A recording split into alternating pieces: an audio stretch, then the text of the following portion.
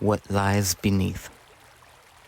This question preoccupied my mind as I dipped my GoPro camera below the swift surface of Agency Creek, where a pair of coho salmon went about their business. The female dug a red in the gravel to lay her eggs in, while the male guarded her from other potential suitors. Across the stream from me, standing patiently for me to finish my video, was a crew of volunteer high school students I had recruited from my old high school. They watched the fish with curiosity as I remained motionless along the stream bank, stretching my arm far into the icy cold waters. I struggled to keep my camera steady as my arm became numb. It wasn't until afterward that I saw how amazing the encounter really was. To think that just several years before, I had no idea what really lived in the Yamhill River. I had lived in Yamhill County my whole life.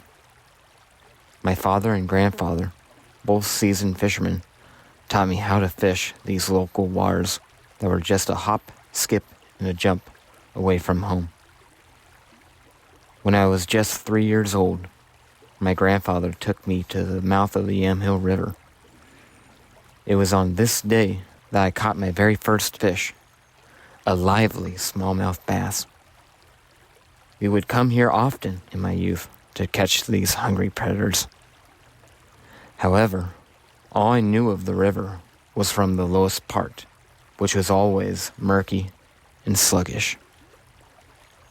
It wasn't until many years later that I noticed a volunteer form one day on a job board at my school, asking for volunteers to assist the Greater Yamhill Watershed Council with steelhead spotting surveys on the Yamhill River.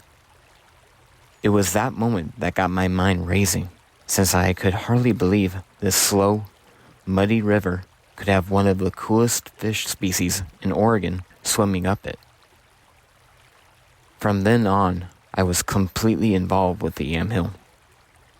I got to participate in many outings, counting steelhead and coho salmon amongst old-growth forests of the Coast Range. I desired to share these experiences with others and started taking volunteers out with me. Later, I started taking on a leadership role on the Watershed Council and assisting with various projects. My work with Watershed Council even propelled my professional career forward. My understanding of the Yamhill River has grown exponentially since I first saw that volunteer form.